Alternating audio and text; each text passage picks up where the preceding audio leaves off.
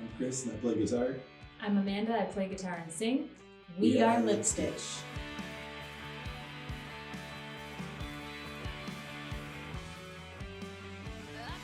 How we started, there wasn't an audition process at all. We were all friends. Chris and I are married, so we already knew each other in that regard, right?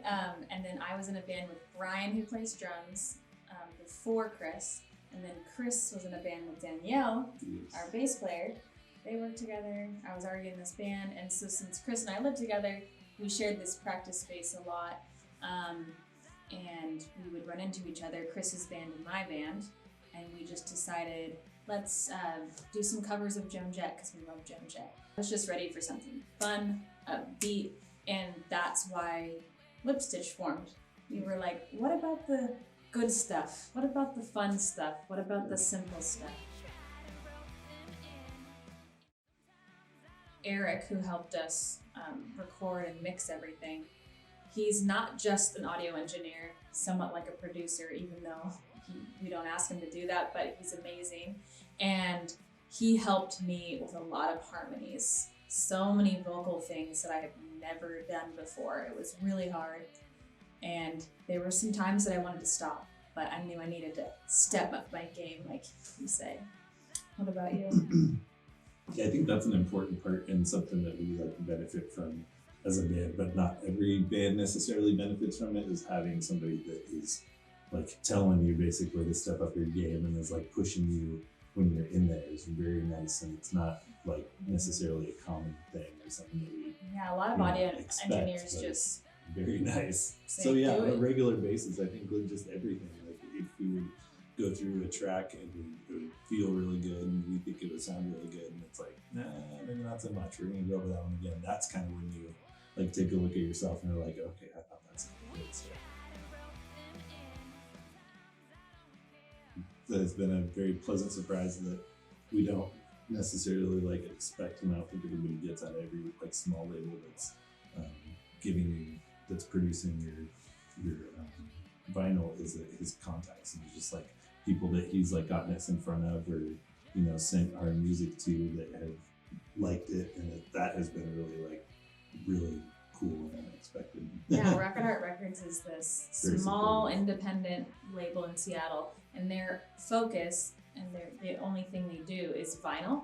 So they approached us after a couple shows in Seattle and said, we really like your stuff. Can we help you release these songs on vinyl, on an LP? And that's what they did. I'd say like Radke Slash in particular, like is a big influence on myself on my own guitar playing personally.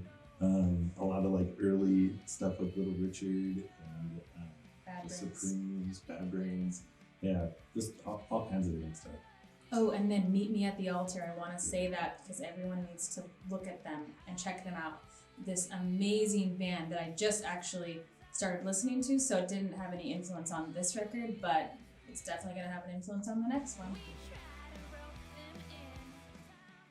Bellingham is complicated, and I think it's hard to say because pre-COVID is one thing, and I have no idea what life in Bellingham is going to be like post-COVID, because we're such a small town, which is part of what's great and what's not so great about being a Bellingham band.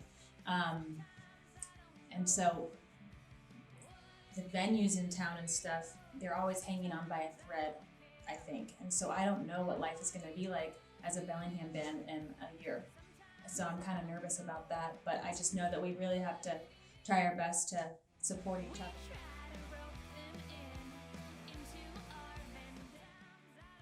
What did it mean to me to play with Bellingham's staples and legends, Odessa and Death Cab? It meant, honestly, I was like, how in the hell am I here? I'm on this huge stage in my favorite city in the world. So it was kind of mesmerizing. I still feel like it was a dream. It was awesome. Definitely some imposter syndrome going on though, like why am I here? Somebody else could have been here, but it was awesome.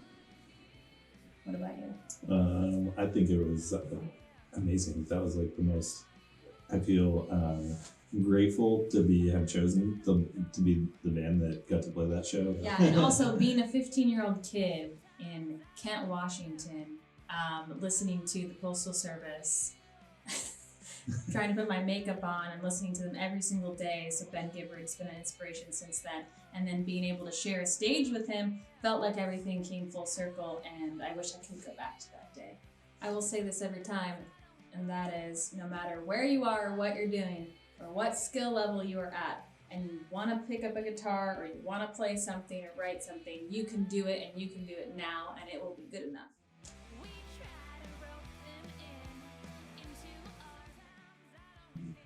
This is, I think, just the biggest release that we have done. I can't speak for like every single member in the band, but like the biggest release that we've done by far for myself, and just the recording process and the working with Rocket Hard Records and everything. It's nice to have it finally come to a head in fruition. I'd say it's very hard to put it into one word, but upbeat, positive, rockin'. Those would be single word. So we have a new record out today. It's called Who's Left and Who's Leaving. You can buy it now on our Bandcamp, Spotify, iTunes, as well as getting this limited edition Baby Blue. Only 250 have been made, LP, exclusively at rocketheartrecords.com.